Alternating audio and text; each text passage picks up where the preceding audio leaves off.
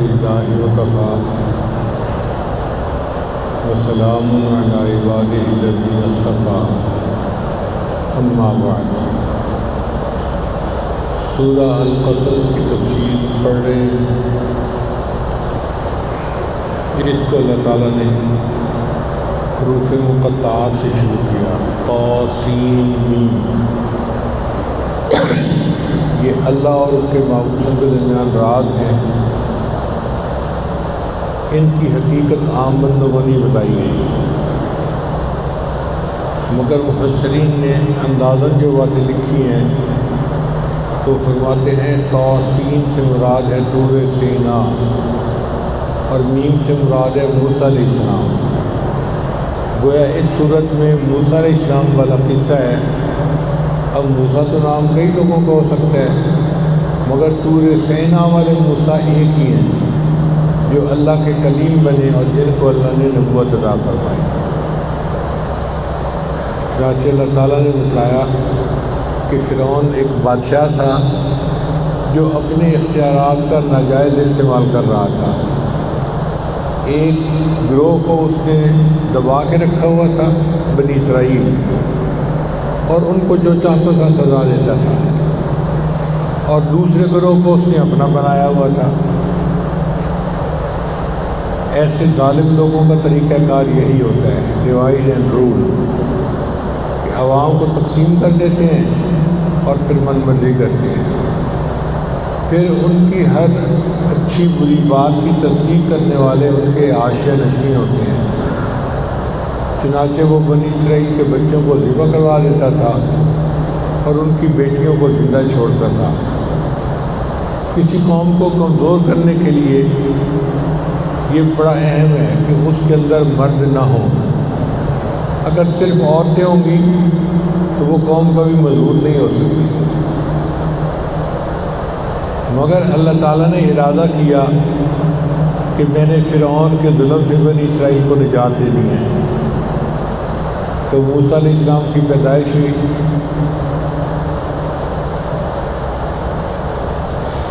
اللہ تعالیٰ نے موسیٰ علیہ السلام کی والدہ کو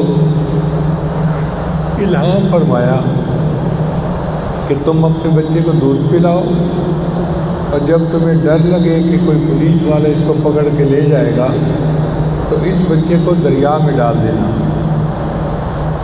اب ایک ماں کے لیے کتنا سخت امتحان ہے کہ اپنے زندہ بچے کو اپنے ہاتھوں دریا میں ڈال دے، مگر اس نے اللہ کے وعدے پر بھروسہ کیا اور اپنے بچے کو ایک بکسے میں ڈال کر وہ بکسہ پانی کے اندر ڈال دیا۔ مشاہدہ یہ کہتا ہے کہ یہ بچہ زندہ نہیں بچ سکتا، کیونکہ اگر اس بکسے میں ہوا کے لیے سوراخ رکھے گئے ہوں گے تو اس میں سے پانی اندر چلا جائے گا اور بچہ ڈوب کے مر جائے گا، اور اگر اس کو ہم واٹر ٹائٹ بنائیں تو وہ ایئر ٹائٹ بھی ہو جائے گا، بچہ آکسیجن نہ ملنے کی وجہ سے مرے گا۔ دونوں صورتوں میں بچے کو موت آئے گی، بچہ بچ نہیں سکتا۔ مگر ماں کا حال دیکھو کہ اس نے اللہ کے وعدے پر بھروسہ کیا اور اپنے بچے کو پانی میں ڈال دیا۔ پھر اس نے اپنی بیٹی کو کہا کہ بیٹی تم اس بکسے کے پیچھے ذرا فاصلے میں چلتی رہنا اور دیکھنا کہ بکسے کے ساتھ ہوتا کیا ہے۔ اللہ کی جان دیکھیں کہ دریا نے بکسے کو کنارے پر لا ڈالا۔ وہاں بادشاہ سلامت اور ان کی بیوی واک کر رہے تھے، اور ان کے گرد تقریباً 800 باڈی گارڈ تھے۔ ان میں سے کسی نے بکسہ اٹھا لیا تو ملکہ کو آ کے پیش کیا۔ اللہ فرماتے ہیں کہ ہم نے اس بچے کے چہرے پر محبت کی تجلی ڈال دی تھی۔ موسیٰ علیہ السلام کی آنکھیں بہت خوبصورت تھیں اور ان کے چہرے پہ ایسی نورانیت تھی کہ جو دیکھتا تھا وہ ان سے محبت کرنے لگ جاتا تھا۔ چنانچہ جیسے ہی بکسہ کھولا گیا تو آسیہ نے دیکھا جو ملکہ تھی، تو وہ کہنے لگی لا تقتلوہ۔ اس کو پتہ تھا کہ فرعون بنی اسرائیل کے بچوں کو ذبح کر دیتا ہے، تو یہ اس کو دیکھے گا تو اس کو ذبح کر دے گا۔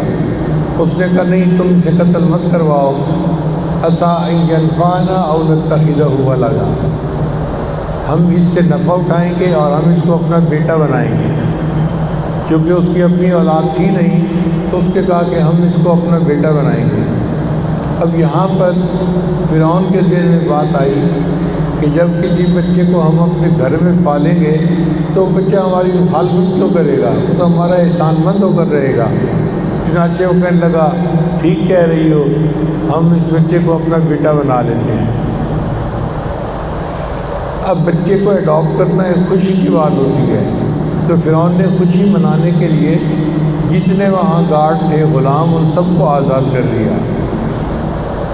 مفسرین نے نکتہ لکھا کہ اللہ والے جہاں بھی جاتے ہیں لوگوں کے لیے غلامی سے نجات کا سبب بن جاتے ہیں، کہیں انسان کی غلامی، کہیں نفس کی غلامی، مگر وہ غلامی سے نجات کا سبب بن جاتے ہیں۔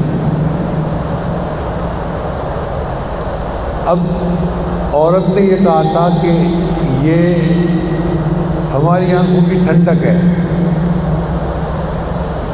تو اگر فرعون بھی یہ کہہ دیتا کہ ہاں یہ ہماری آنکھوں کی ٹھنڈک بنے گا تو اللہ تعالیٰ اس کو بھی ایمان دے دیتے، ہدایت عطا فرما دیتے۔ بچے کو گھر لایا گیا۔ اب اس زمانے میں فیڈر والی مائیں تو ہوتی نہیں تھیں، انسانی مائیں دودھ پلاتی تھیں۔ بچہ دودھ نہیں پیا، بہت دیر ہو گئی تو رونا شروع کر دیا۔ اب ایک دودھ پلانے والی آئی، اللہ تعالیٰ کی حکمت دیکھو، اللہ فرماتے ہیں ہم نے دودھ غیر عورت سے پینا اس کے لیے منع کر دیا تھا، چنانچہ بچہ دودھ قبول نہیں کرتا۔ ایک آئی، دو آئی، 10 آئیں، کتنی عورتوں کو بلایا گیا دودھ پلانے کے لیے، بچہ روتا ہے، دودھ نہیں پیتا۔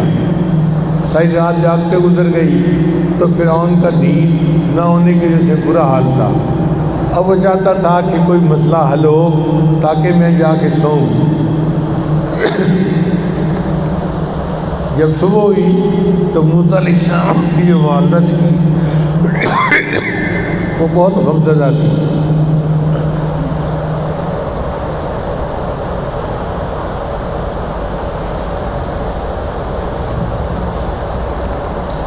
موسیٰ علیہ السلام کی والدہ بہت غمزدہ تھی، اداس تھی کہ پتہ نہیں رات گزر گئی، میرا بچہ کس حال میں ہوگا۔ اللہ فرماتے ہیں اگر ہم اس کے دل کو تسلی نہ دیتے تو وہ تو اپنا راز کھول بیٹھی، رو پڑتی، لوگوں کو پتہ چل جاتا کہ جو بچہ اٹھایا گیا ہے وہ بچہ اس کا تھا۔ تو اللہ نے اس کے دل کو تسلی دے دی۔ اس نے اپنی بیٹی کو پھر بھیجا کہ بیٹی جاؤ اور دیکھو کہ تمہارا محل میں تم نے تماشا دیکھا کہ بچہ رو رہا ہے اور اس کے گرد ہجوم ہے، اور عورتیں آ رہی ہیں دودھ پلانے کی کوشش کر رہی ہیں، بچہ دودھ نہیں پی رہا۔ اب جب اس نے دیکھا کہ کسی کا دودھ قبول نہیں ہو رہا تو اس لڑکی نے مشورہ دیا هل ادلکم علی اہل بیت یکفلونہ لکم وہم لہ ناصحون، میں تمہیں اس گھر والوں کے بارے میں بتاؤں کہ جو اس کو دودھ پلائیں گے، کفالت کریں گے اور وہ اس کے بڑے خیر خواہ ہوں گے۔ تو عورتوں کے دل میں بات گئی تو صحیح، یہ کیوں کہہ رہی ہے وہ خیر خواہ ہوں گے؟ تو کسی نے پوچھا اے لڑکی تم کیوں کہہ رہی ہو؟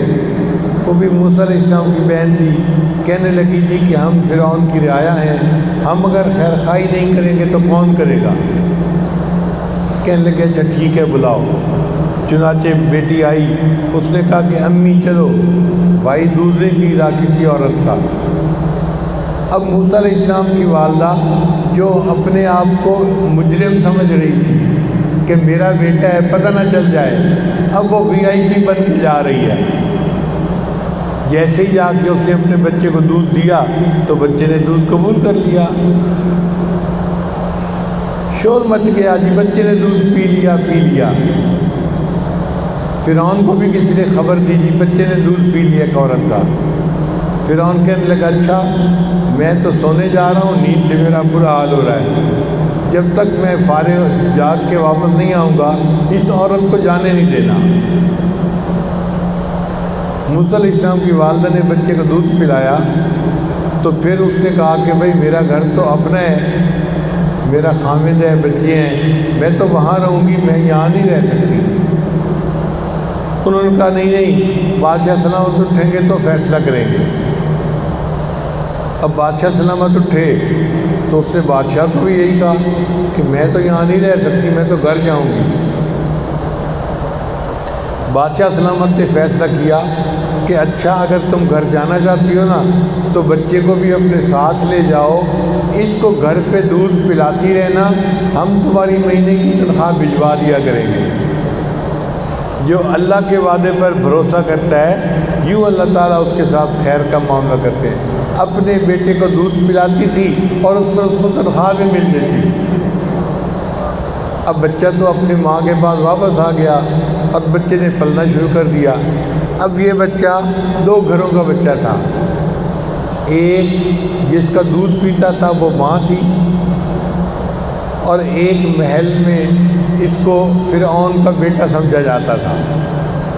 اللہ تعالیٰ اس بچے کی تربیت کرنا چاہتے تھے، چنانچہ یہ بچہ بھرپور جوانی کی عمر کو پہنچ گیا۔ بھرپور جوانی کہتے ہیں 30 سال کی عمر کو۔ 30 سال کی عمر کا تھا، بہت نوجوان، مضبوط تھا، توانا تھا۔ تو ایک دن یہ نوجوان اپنے گھر سے نکلا کہ میں جاتا ہوں محل میں، یا محل سے نکلا کہ میں گھر جاتا ہوں۔ وہ وقت ایسا تھا کہ غفلت کا وقت تھا، یعنی دوپہر میں جب لوگ قیلولہ کر رہے ہوتے ہیں تو گلیوں میں چلت پھرت کم ہوتی ہے ذرا۔ اس نے دیکھا کہ دو بندے آپس میں لڑ رہے ہیں، ایک بنی اسرائیل کا بندہ تھا اور دوسرا فرعون کی جو قوم تھی اس کا بندہ تھا۔ جب یہ قریب گئے تو جو بنی اسرائیل کا بندہ تھا اس نے بھی موسیٰ علیہ السلام کو پہچانا کہ یہ ہماری قوم کا بندہ ہے، تو اس نے مدد کے لیے پکارا۔ جب اس نے مدد کے لیے پکارا تو موسیٰ علیہ السلام نے چھڑانے کے لیے وہ جو دشمن تھا اس کو ایک مکہ لگایا۔ اب وہ مکہ ایسا تھا کہ وہ بندہ تو وہیں مر گیا۔ تو موسیٰ علیہ السلام نے فرمایا یہ تو شیطان کا عمل ہے، اللہ تعالیٰ مجھے معاف کر دے، کیونکہ ان کا ارادہ نہیں تھا اس کو قتل کرنے کا، یہ قتل خطا تھا، ارادتاً قتل نہیں کیا تھا، اس کو پیچھے ہٹانا مقصد تھا، یہ نہیں پتا تھا کہ اس کو موت ہی آ جائے گی۔ موسیٰ علیہ السلام گھر آ تو گئے لیکن ان کے دل میں ڈر بھی تھا کہ فرعون کی قوم کا بندہ مرا ہے تو میرا نام اگر سامنے آ گیا تو میرے لیے مشکل بن جائے گی۔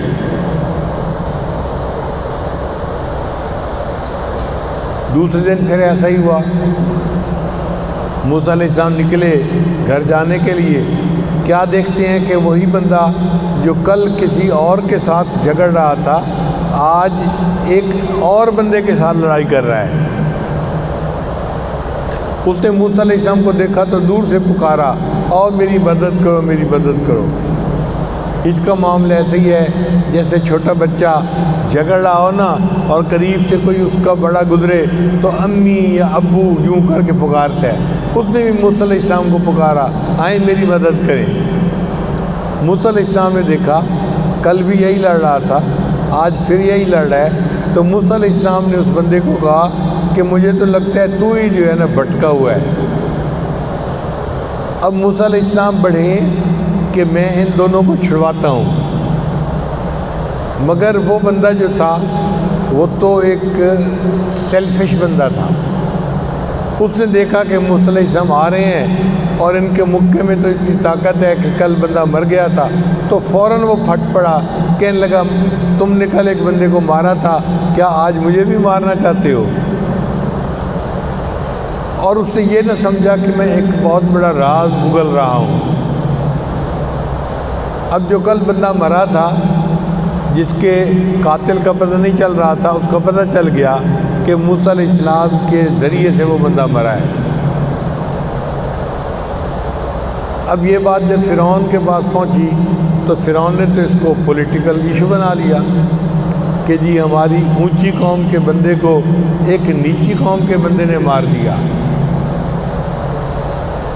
چنانچہ اس نے فوراً کیبنٹ میٹنگ بلائی اور مشورہ کرنے لگا۔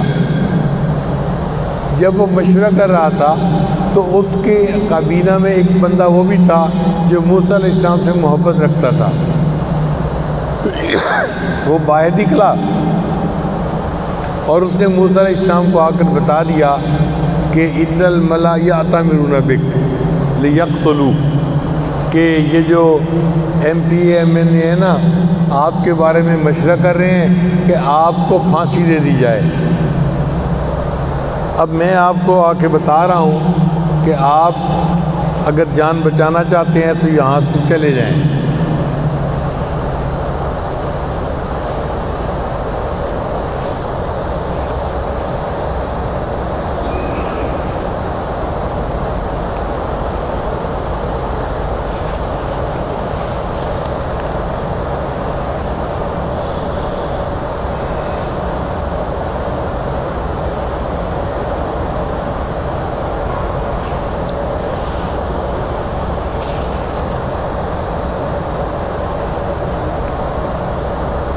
وجاء رجل من اقصى المدینہ یسعی، اور آیا ایک آدمی شہر کا پرلا سرے سے دوڑتا ہوا۔ قال یا موسیٰ، کہنے لگا ہے موسیٰ علیہ السلام، ان الملا یأتمرون بک، بے شک سردار لوگ آپ کے بارے میں مشورہ کرتے ہیں، لیقتلوک، تاکہ قتل کر دیں تجھے، فاخرج انی لک من الناصحین، آپ نکل جائیں یہاں سے، بے شک میں آپ کا ایک خیر خواہ ہوں۔ اس بندے نے آ کے خبر دی کہ میرا مقصد تھا آپ کو بتانا، اب آپ اپنی جان بچائیں۔ موسیٰ علیہ السلام اب کہیں نہیں جا سکتے تھے، چنانچہ وہ مصر سے نکل کر ایک طرف کو چل پڑے۔ کہاں چلے انہیں بھی پتہ نہیں تھا، لیکن اللہ نے ان کو ایک راستے پہ ڈال دیا، جو راستہ ایک بستی تھی، مدین اس کا نام تھا، اور وہ مصر کے بادشاہ کے تحت نہیں تھی، ادھر کو چل پڑے۔ چنانچہ ولما توجہ تلقاء مدینہ، اور جب اس نے رخ کیا تو ہم نے اسے مدین کی طرف پھیر دیا۔ قال عسى ربی ان یہدینی سواء السبیل، کہنے لگا کہ میں امید کرتا ہوں کہ میرا رب مجھے سیدھا رستہ دکھائے گا۔ یعنی موسیٰ علیہ السلام نے دعا کی کہ اے اللہ آپ مجھے سیدھا رستہ دکھا دیجئے، مجھے تو نہیں پتہ میں کہاں جا رہا ہوں، مگر میں کسی منزل پہ پہنچ جاؤں۔ ولما ورد ماء مدینہ، مدین بستی کے باہر ایک کنواں تھا، پورے بستی والے اپنے جانوروں کو وہاں سے پانی پلاتے تھے اور خود بھی پانی بھرتے تھے۔ موسیٰ علیہ السلام اس کنویں پہ جا پہنچے، انہوں نے دیکھا کہ کچھ لوگ ہیں جو اپنی بکریوں کو پانی پلا رہے ہیں، اور ان کے قریب دو لڑکیاں ہیں نوجوان، وہ اپنی بکریوں کو لے کر کھڑی ہیں اور وہ انتظار کر رہی ہیں۔ تو موسیٰ علیہ السلام نے ان سے پوچھا کہ آپ لوگ اپنی بکریوں کو پانی کیوں نہیں پلاتی؟ انہوں نے کہا کہ ہمارے والد بوڑھے ہیں اور ہم لڑکیاں ہیں، بکریاں چرانے آتی ہیں، مگر ہمیں یہاں دوسروں کے ساتھ اپنی بکریوں کو پانی پلانے کی اجازت نہیں ہے۔ جب یہ لوگ پلا کے چلے جائیں گے تو بعد میں ہم بچا کھچا پانی اپنی بکریوں کو پلائیں گے۔ موسیٰ علیہ السلام سمجھ گئے کہ میں جہاں سے آیا تھا وہاں تو اونچ نیچ تھی صحیح، یہاں بھی اونچ نیچ ہے۔ چنانچہ ان کے دل میں خیر خواہی کا جذبہ اٹھا، انہوں نے اکیلے ان کی بکریوں کو پانی پلا دیا۔ وہ لوگ جب جاتے تھے تو کنویں کے اوپر ایک بڑی چٹان رکھ کے جاتے تھے تاکہ کوئی اکیلا بندہ اس کو پیچھے پانی نہ پلا سکے، مگر موسیٰ علیہ السلام کو اللہ تعالیٰ نے بڑی طاقت دی تھی، انہوں نے اکیلے ہی اس پتھر کو ہلا دیا اور ان کو پانی پلا دیا۔ اب لڑکیاں جب چلی گئیں تو موسیٰ علیہ السلام ایک درخت نیچے آ کر بیٹھے اور انہوں نے دعا مانگی رب انی لما انزلت الی من خیر فقیر، اے اللہ آپ مجھے جو عطا کریں گے میں اس کا فقیر ہوں، محتاج ہوں۔ جب بندہ اللہ کے سامنے اپنے فقر کو ظاہر کرتا ہے نا تو اللہ تعالیٰ پھر اس کی ہر مراد کو پورا کر دیتے ہیں۔ یہ آیت مبارکہ مختلف موقعوں پہ پڑھنی چاہیے جب بھی بندے کو کوئی حاجت ہو، تاکہ اللہ ہماری حاجت کو پورا کر دے۔ رب انی لما انزلت الی من خیر فقیر۔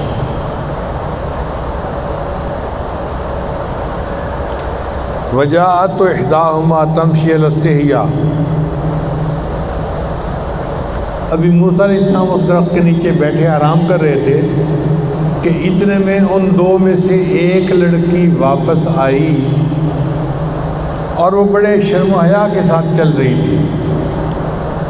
قالت، کہنے لگی، ان ابی یدعوک، میرے والد صاحب آپ کو بلا رہے ہیں، لیجزیک اجر ما سقیت لنا، تاکہ وہ تمہیں صلہ دے جو تو نے پانی پلایا ہمارے جانوروں کو۔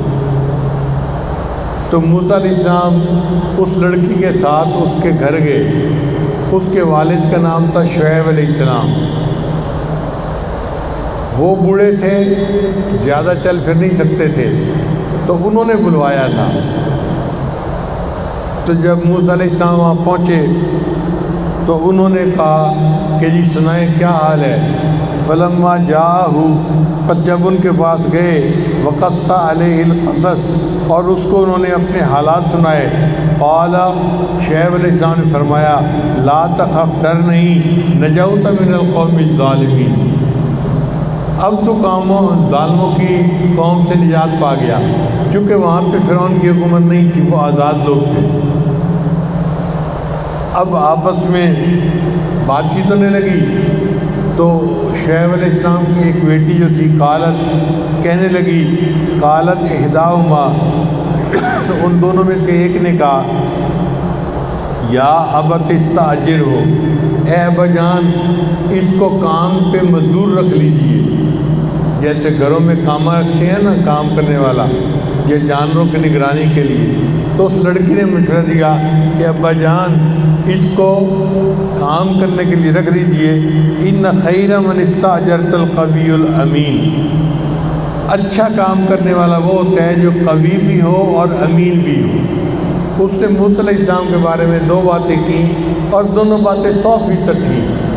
قوی اس لیے کہا کہ موسیٰ علیہ السلام نے اکیلے وہ پتھر ہلا دیا تھا جس کو کئی بندے مل کے ہلایا کرتے تھے، تو پتہ چل گیا کہ موسیٰ علیہ السلام قوی تھے۔ اور امین اس لیے کہا کہ اس لڑکی نے موسیٰ علیہ السلام کی شخصیت میں امانت کو پہچان لیا تھا کہ آپ کی آنکھیں جھکی ہوئی ہیں اور آپ نگاہ اٹھا کے ہی کسی طرف نہیں دیکھ رہے، اس کا مطلب یہ کہ آپ امین ہیں۔ اور واقعی کسی بھی بندے کو رکھنے کے لیے دو باتیں، دو صفتیں بڑی اہم ہوتی ہیں، وہ قوی بھی ہونا چاہیے اور امین بھی ہونا چاہیے۔ اب جب شعیب علیہ السلام کی بیٹی نے مشورہ دیا کہ آپ اس کو رکھ لیجئے، تو شعیب علیہ السلام سمجھ گئے کہ میری بچی جو ہے وہ اسے پسند کر رہی ہے۔ تو انہوں نے پھر فرمایا کہ قال انی ارید ان انکحک احدی ابنتی ہاتین، شعیب علیہ السلام نے کہا کہ ان دو میں سے ایک بیٹی کا میں آپ کے ساتھ نکاح کرنا چاہتا ہوں، الا ان تاجرنی 8 حجج، کہ آپ 8 سال ہمارے پاس مزدوری کریں گے۔ حق مہر جیسے روپوں پیسوں میں ہوتے ہیں نا، سونے چاندی میں، اسی طرح حق مہر میں یہ شرط بھی ہو سکتی ہے کہ اتنے سال آپ ہمارے پاس کام کریں گے۔ فَإِنْ أَتْمَمْتَ عَشْرًا فَمِنْ عِنْدِكَ، اور اگر تو 10 سال پورے کریں تو یہ آپ کی طرف سے ہے۔ وَمَا أُرِيدُ أَنْ أَشُقَّ عَلَيْكَ، میں آپ کے اوپر مشقت نہیں ڈالنا چاہتا۔ سَتَجِدُنِي إِنْ شَاءَ اللَّهُ مِنَ الصَّالِحِينَ، آپ انشاءاللہ ہمیں صالحین میں سے پائیں گے۔ قَالَ ذَلِكَ بَيْنِي وَبَيْنَكَ، موسیٰ علیہ السلام نے کہا کہ یہ میرے اور آپ کے درمیان ڈیل ہو گئی، بات ہو گئی۔ ایم الاجلین قضیت فلا عدوان علیہ، ان دونوں میں سے میں جو بھی مدت پوری کروں وہ معاملہ میرے اوپر ہے۔ واللہ علی ما نقول وکیل، اور ہم جو بات کر رہے ہیں اللہ اس کے اوپر وکیل کافی ہے، یعنی اللہ کو گواہ بنا کے یہ وعدہ کر دیا گیا۔ اب وہاں پر موسیٰ علیہ السلام کیسے رہے اس کے بارے میں قرآن مجید نے کچھ نہیں بتایا، کیونکہ یہ غیر ضروری تفصیل تھی۔ البتہ موسیٰ علیہ السلام نے 10 سال وہاں گزارے۔ پھر موسیٰ علیہ السلام نے سوچا کہ اب میں واپس اپنے گھر جاتا ہوں، مصر جاتا ہوں، تو انہوں نے اپنی بیوی کو لیا اور لے کے اپنے مصر کی طرف چل پڑے۔ 10 سال میں حالات بدل جاتے ہیں، لوگ باتیں بھول جاتے ہیں، تو موسیٰ علیہ السلام کو بھی ایک خیال تھا کہ میں واپس جاتا ہوں، حالات بدل چکے ہوں گے اور معاملہ ٹھپ ہو گیا ہوگا۔ جب موسیٰ علیہ السلام لے کے طور کے قریب سے گزر رہے تھے، ٹھنڈک کا موسم تھا، اور موسیٰ علیہ السلام کی جو اہلیہ تھی وہ حاملہ بھی تھی۔ اب حاملہ عورت تو بیمار ہوتی ہے، اور اگر اس کو ٹھنڈک میں رہنا پڑے تو اس کے لیے بہت مشکل ہوتی ہے۔ اتنے میں موسیٰ علیہ السلام نے دیکھا ایک جگہ سے آگ جلنے کی صورت نظر آ رہی تھی، جیسے آگ جل رہی ہوتی ہے۔ تو موسیٰ علیہ السلام نے اپنی بیوی کو کہا کہ آپ یہاں انتظار کرو، آتیکم من آب خبر، میں لاؤں تمہارے لیے اس سے کوئی خبر، او جذوۃ من النار، یا آگ کا کوئی انگارہ، لعلکم تصطلون، تاکہ تم آگ کو سینک سکو، تاپ سکو، یعنی آگ جلاؤں گا تو اتنی ٹھنڈ ہے آپ کو راحت ملے گی، تو میں جاتا ہوں آگ لے کے آتا ہوں۔ تو موسیٰ علیہ السلام کو آگ جلتی نظر آئی تھی اور وہ آگ لینے کے لیے گئے تھے، ان کو یہ نہیں پتہ تھا کہ آگے جا کے معاملہ کیا ہونا ہے۔ فلما اتاها نودی من شاط الواد الایمن فی البقعۃ المبارکۃ من الشجرۃ ای یا موسیٰ انی انا اللہ رب العالمین۔ تو موسیٰ علیہ السلام جب گئے تو میدان کے دائیں طرف والے کنارے سے ایک آواز آئی، ایک درخت تھا اس میں سے نور ظاہر ہو رہا تھا، اور دور سے لگ رہا تھا کہ جیسے آگ جل رہی ہے، وہ آگ نہیں جل رہی تھی، وہ اللہ نے نور جلایا تھا۔ آواز آئی موسیٰ علیہ السلام کو، اے موسیٰ میں تمہارا رب ہوں اور تم سے کلام کر رہا ہوں۔ پھر اللہ تعالیٰ نے موسیٰ علیہ السلام کو حکم دیا، ان الق عصاک، اپنا عصا زمین پر ڈال دو۔ عصا کہتے ہیں لاٹھی کو جس کو پکڑ کے چلتے ہیں۔ موسیٰ علیہ السلام نے جو اپنا ڈالا عصا زمین پر، فلما رآها تہتز کأنها جان، تو وہ عصا تو اژدہا بن گیا، بڑا پائتھن ہوتا ہے جیسے۔ واللہ مدبرن، اب موسیٰ علیہ السلام نے یہ دیکھا کہ وہ اژدہا بن گیا ہے تو موسیٰ علیہ السلام ڈر کے وہاں سے بھاگنے لگے۔ ولم یعقب، اور پیچھے مڑ کر بھی نہ دیکھا۔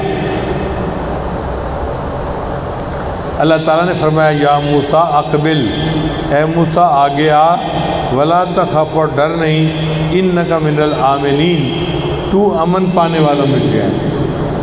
چنانچہ انہوں نے اژدہا کو ہاتھ لگایا تو وہ دوبارہ عصا بن گیا۔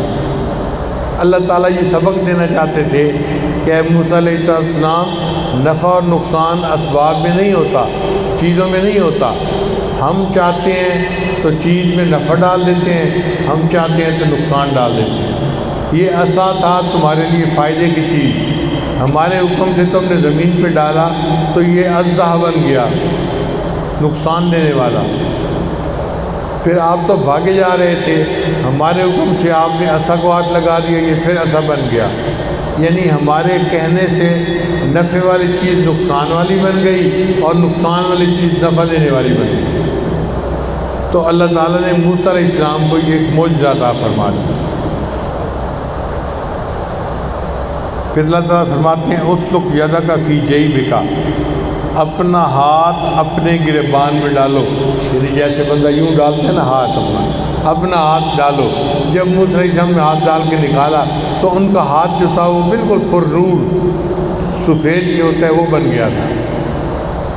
تو موسیٰ علیہ السلام کو اللہ نے فرمایا کہ یہ دو معجزات ہیں، آپ یہ لے کر جاؤ،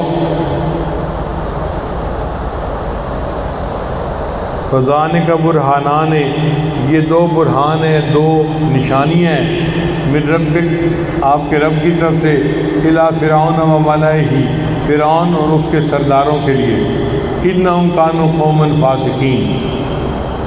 اب جب اللہ نے حکم دیا کہ آپ جاؤ فرعون کے پاس میری نشانیاں لے کر، تو موسیٰ علیہ السلام کو ساتھ ہی خیال آیا کہ میں نے تو ایک بندے کو قتل کیا ہوا ہے۔ قال رب انی قتلت منہم نفسا، کہا اے اللہ میں نے ان میں سے ان کے ایک بندے کو مار دیا تھا، فاخاف ان یقتلون، اب مجھے ڈر ہے کہ وہ لوگ مجھے پھانسی چڑھا دیں گے۔ واخی ہارون، اور میرا بھائی جو ہارون ہے وہ افصح منی لسانا، وہ مجھ سے زیادہ فصیح اللسان ہے، فارسلہ معی ردا ان یصدقنی، اس کو میرے ساتھ کر دیجئے تاکہ وہ میرے تصدیق کرے، میرا مددگار بن جائے۔ انی اخاف ان یکذبون، مجھے ڈر ہے کہ وہ مجھے جھٹلا دیں گے۔ تو موسیٰ علیہ السلام نے اپنے بھائی ہارون کے لیے دعا کی کہ اللہ اس کو نبوت عطا فرما۔ اللہ نے ان کے کہنے پر ہارون علیہ السلام کو بھی نبوت عطا فرمائی۔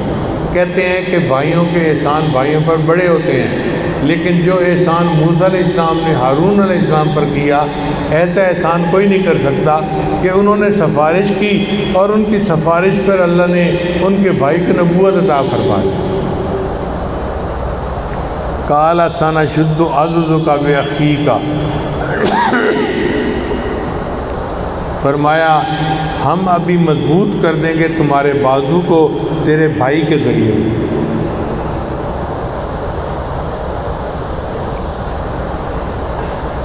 قرآن مجید کی یہ آیت ہمیں ایک راز بتاتی ہے۔ جو بھائی ہوتے ہیں نا وہ بندے کے ہاتھ کو مضبوط کرتے ہیں۔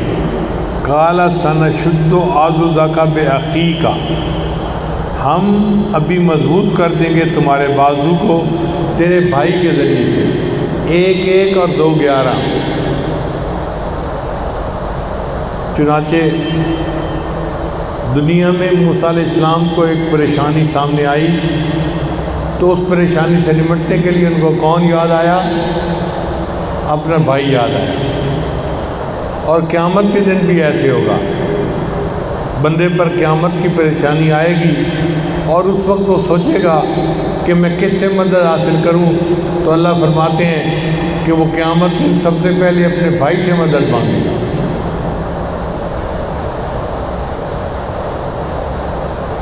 یوم یفر المرء من اخیہ و امہ و ابیہ، تو دیکھو ماں باپ کے پاس بعد میں جائے گا، پہلے بھائی کے پاس۔ تو بھائی کا رشتہ ایسا ہوتا ہے کہ اس کے کام اس کا بھائی آ سکتا ہے، اسی لیے نوجوانوں کو چاہیے کہ وہ بھائی کے رشتے کا لحاظ رکھیں، خیال رکھیں۔ آج چھوٹی چھوٹی باتوں پہ 2 بھائی آپس میں بولنا چھوڑ دیتے ہیں، لڑ پڑتے ہیں، اپنی اولادوں کو ایک دوسرے کے ساتھ نہیں ملنے دیتے، ایک دوسرے کے گھر کا کھانا نہیں کھاتے۔ شریعت نے ہمیں صلہ رحمی کا حکم دیا ہے، اور 2 بھائیوں کا آپس میں مل کر رہنا اللہ کو بہت پسندیدہ ہے، اور اس پر اللہ ان کی مدد فرماتے ہیں اور ان کو دنیا کے اندر بھی قوت عطا فرماتے ہیں۔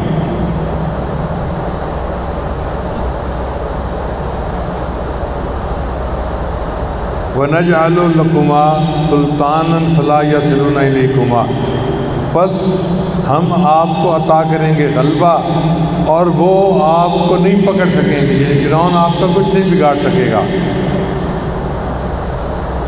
انتما ومن اتبعکم الغالبون، آپ اور آپ کی پیروی کرنے والے غالب آئیں گے۔ چنانچہ اللہ تعالیٰ کا یہ وعدہ ہے کہ اللہ تعالیٰ اپنے رسولوں کو ہمیشہ غلبہ عطا فرماتے ہیں، اور جو ان کے اتباع کرنے والے ہوتے ہیں ان کو بھی غلبہ عطا فرماتے ہیں۔ اب موسیٰ علیہ السلام کی سر واپس آئے۔ جب آئے تو انہوں نے فرعون کو آ کے کہا کہ میں اللہ کا نبی ہوں اور مجھے اللہ نے تمہارے پاس بھیجا ہے، تم ایمان لاؤ، میری بات کو تسلیم کر لو۔ تو فرعون نے جب ان کے معجزات کو دیکھا تو اور تو کوئی اس کے پاس عذر تھا نہیں۔ مجھے کہنے لگا کہ مجھے لگتا ہے کہ یہ کوئی جادوگر ہے اور یہ اس کے کہنے سے لاٹھی عصا جو ہے وہ سانپ بن جاتا ہے، اور اگر یہ جادوگر ہے تو ہم بھی جادوگروں کو بلاتے ہیں اور مقابلہ کرواتے ہیں۔ جب بندے نے ہدایت سے محروم ہونا ہو تو پھر ایسے ہوتا ہے۔ اتنے بڑے بڑے معجزات کو دیکھ کر بھی اس کا دماغ ٹھکانے نہیں آتا، اس کو بات سمجھ نہیں آتی، وہ پھر بھی انکار کرتا ہے۔ چنانچہ اس نے جادوگروں کو بلایا، مقابلہ کروایا، موسیٰ علیہ السلام کو اللہ نے فتح عطا فرما دی۔ اب جادوگر جو تھے وہ تو سارے کے سارے ایمان لے آئے، لیکن فرعون ڈھیٹ تھا، وہ پھر ویسا کا ویسا منکر ہی رہا۔ جب قسمت میں ہدایت نہ ہو تو دروازے یوں ہی بند ہوتے ہیں۔ آج ہم نے یہیں تک پڑھنا تھا کہ موسیٰ علیہ السلام کن حالات میں مدین کی طرف نکلے اور وہاں 10 سال انہوں نے گزارے، پھر ان کی شادی ہوئی، تو جب واپس لوٹے تو 40 سال کی عمر تھی جب اللہ نے ان کو نبوت عطا فرما دی۔ دعا ہے کہ اللہ تعالیٰ ہمیں ولایت کا نور عطا فرمائے اور ہمارے بھائیوں کو اللہ تعالیٰ ہمارا دنیا میں مددگار بنائے، آخرت میں مددگار بنائے، اور اللہ ہم سے راضی ہو جائے۔ وآخر دعوانا ان الحمد للہ رب العالمین۔ توبہ کے کلمات پڑھ لیجئے۔ بسم اللہ الرحمن الرحیم۔ لا الہ الا اللہ محمد الرسول اللہ۔ آمنت باللہ و ملائکتہ و کتبہ و رسلہ والیوم الآخر والقدر خیرہ و شرہ من اللہ تعالی والبعث بعد الموت۔ آمنت باللہ کما ہوا باسمائہ و صفاتہ و قبلت جمیع احکامہ اقرار باللسان و تصدیق بالقلب۔ اشہد ان لا الہ الا اللہ و اشہد ان محمدًا عبدہ و رسولہ۔ استغفر اللہ ربی من کل ذنب و اتوب الیہ برحمتک یا ارحم الراحمین۔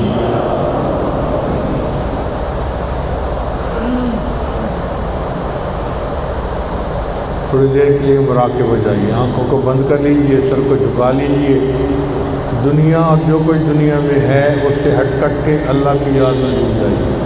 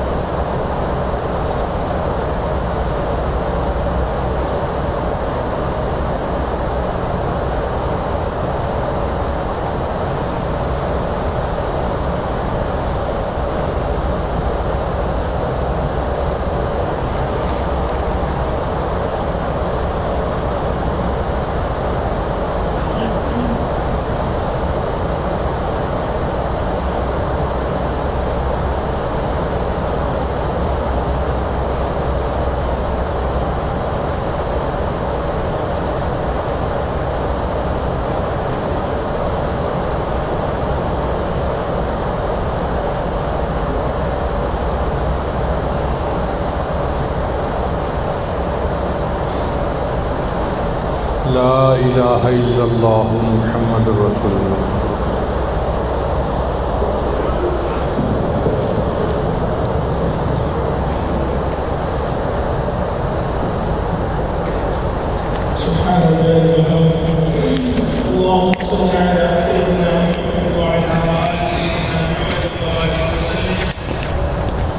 ربنا ظلمنا أنفسنا وإن لم تغفر لنا وترحمنا لنكونن من الخاسرين۔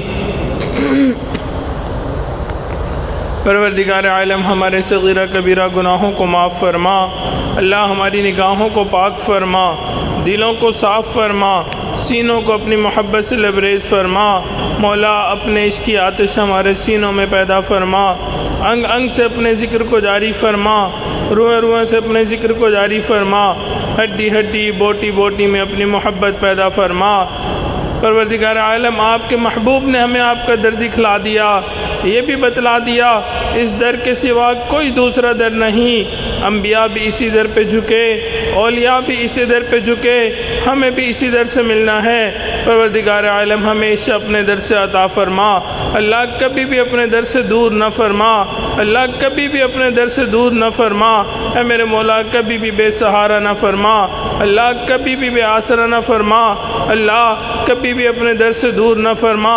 مولا در در کے دھکے کھانے سے محفوظ فرما۔ اے میرے مولا جسے آپ کے در سے دھکے لگ جاتے ہیں پھر دنیا میں اسے کوئی دوسرا منہ لگانے والا نہیں ہوتا۔ اے بے کسوں کے دستگیر ہم پر اپنی رحمت کا معاملہ فرما، اللہ رحمت کا معاملہ فرما۔ اے میرے مولا تیری ایک نگاہ کی بات ہے، میری زندگی کا سوال ہے، اللہ آپ کی ایک رحمت کی نظر ہو جائے گی ہماری بگڑی بن جائے گی۔ اے میرے مولا ہم پر رحمت کی نظر فرما، اللہ رحمت کی نظر فرما۔ اے میرے مولا اس شخص کے اوپر کوئی حسرت نہیں جو مندر سے نکل کر جہنم میں چلا جائے، اللہ حسرت تو اس کے اوپر ہوگی جو تیرے گھر میں آیا، تیرے گھر میں آ کے بیٹھا، تجھے منانے کی کوششیں کی، اے میرے مولا تو راضی نہ ہوا، تو نے اسے مسجد سے نکال کے جہنم میں ڈال دیا۔ اللہ اس سے زیادہ تو بدبخت کوئی نہیں ہو سکتا، اللہ شکی کوئی نہیں ہو سکتا۔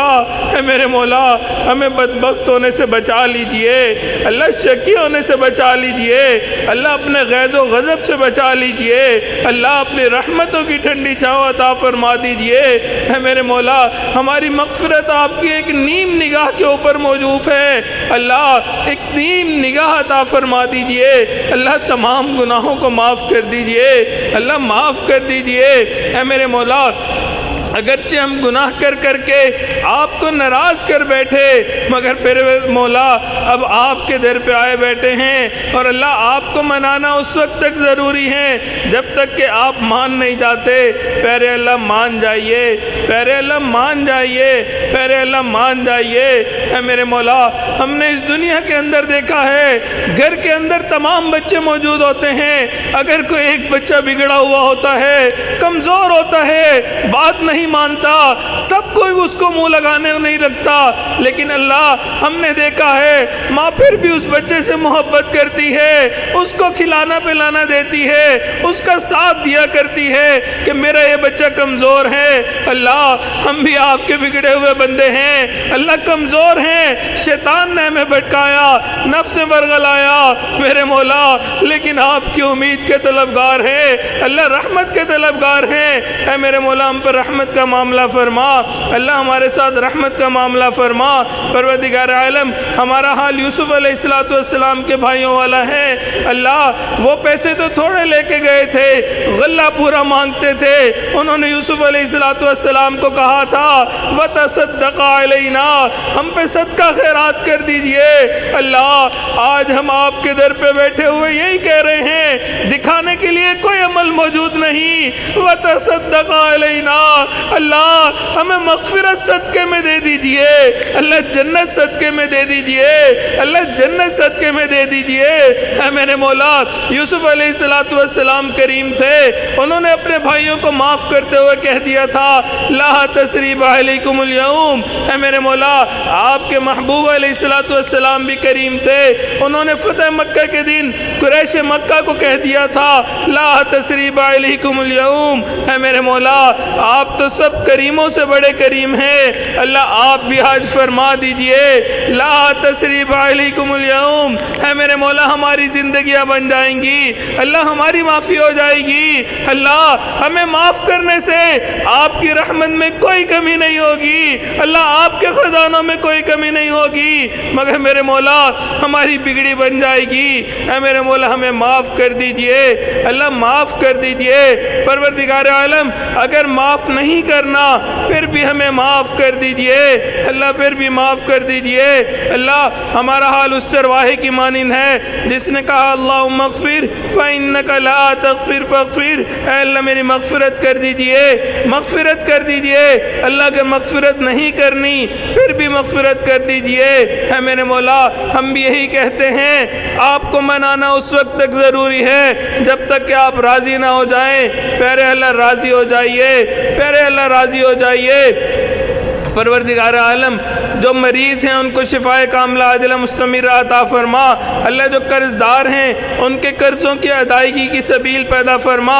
اے میرے مولا کرونا وائرس سے ہم سب کی حفاظت فرما.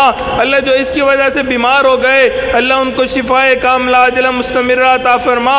اے میرے مولا یہ تیری ناراضگی کا نظر آتا ہے. پروردگار عالم ہم نے آپ کو ناراض کر دیا.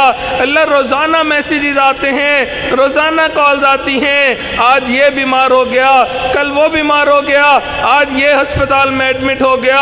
اے میرے مولا سب کو شفائے کاملہ عاجلہ مستمرہ عطا فرما. اللہ سب کے بہن بھائیوں میں محبت عطا فرما، اللہ خوشیاں عطا فرما. اللہ گھروں کے اندر الفت محبت پیدا فرما. اے میرے مولا جن گھروں میں والدین موجود ہیں بچوں کو والدین کی خدمت کرنے کی توفیق عطا فرما. اللہ جو اولاد نرینہ کے طلبگار ان کو نیک صالح اولاد نرینہ عطا فرما. جو صاحب اولاد ان کی اولادوں کو نیکوکار بنا، فرما بردار بنا، ماں باپ کی آنکھوں کی ٹھنڈک بنا. اللہ اولاد کے غموں سے محفوظ فرما، اولاد کے دکھوں سے محفوظ فرما. مولا اولاد کی پریشانیوں سے محفوظ فرما. اللہ اولاد کا دکھ وہ والدین جانتے ہیں جن کی اولاد ان لوگوں نے ناز نخرے سے پالی، پھر وہ اولاد بڑی ہو جاتی ہے، بوڑھے ماں باپ کے آگے ہاتھ اٹھاتی ہے، وہ ماں باپ پریشان ہوتے ہیں. اے میرے مولا اولاد کے دکھوں سے محفوظ فرما، اولاد کی پریشانیوں سے محفوظ فرما. اے میرے مولا ہماری اولادوں کو نیکوکار بنا، فرما بردار بنا، ماں باپ کی آنکھوں کی ٹھنڈک بنا. پروردگار عالم ہمیں حلال پاکیزہ طیب وافر رزق عطا فرما، رزق کی تنگی سے محفوظ فرما، رزق کی پریشانی سے محفوظ فرما. اے میرے مولا مدارس عربیہ کی حفاظت فرما، دعوت و تبلیغ کے کام کی حفاظت فرما. جہاں اللہ لاؤتی ان خانقاہوں کی حفاظت فرما، اقامت دین کی کوششوں کی حفاظت فرما. پروردگار عالم ہمارے پیارے ملک پاکستان کی حفاظت فرما. اللہ اس کو دین کا قلعہ بنا. اللہ وقت کے مناسب اچھے فیصلے کرنے کی توفیق عطا فرما. پروردگار عالم ہمیں آزادی کی نعمت کی قدردانی کی توفیق عطا فرما. مولا جو مانگا وہ بھی عطا فرما، جو مانگنا چاہیے تھا نہیں مانگ سکے وہ بھی عطا فرما. اے میرے مولا ہمارے قریبی ساتھی حاجی نذیر صاحب فوت ہو گئے، اللہ ان کی مغفرت فرما، قرب کے اعلیٰ ترین درجات عطا فرما. اے میرے مولا ہمارے ایمہد کے ایک طالب علم 6 سال کے تھے، اللہ وہ کل فوت ہو گئے. اے میرے مولا ان کی بھی مغفرت فرما، قرب کے اعلیٰ ترین درجات عطا فرما. صلی اللہ تعالی علی حبیبہ سیدنا محمد و آلہ و اصحابہ اجمعین برحمتک یا ارحم الراحمین.